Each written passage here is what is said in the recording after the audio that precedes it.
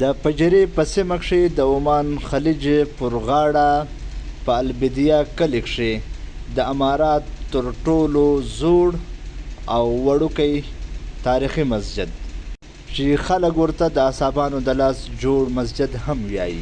د جوړېدو وخت د آثارو قدیمه څېړونکو پر احساس 15مه پیړۍ د کاڼو ګټو څخه جوړ 4 واړه ګمبتونه چې یو ستن ستون پر سر ولیاړ دی، هیڅ مناره یا مینار نه لري. اندازه 450 میټره مربع کوچنی خو ځانګړی جوړ دی. اوسني حالات ښې هم د مونږ لپاره کارول کاږي او د تاریخي او سیاحتي ځای په نامه مشهور دی.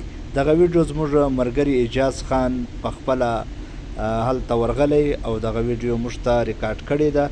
د اعجاز خان یوه نړۍ مننه کوو د دغه تاریخي ځای د ویډیو تر موږه را رسولو.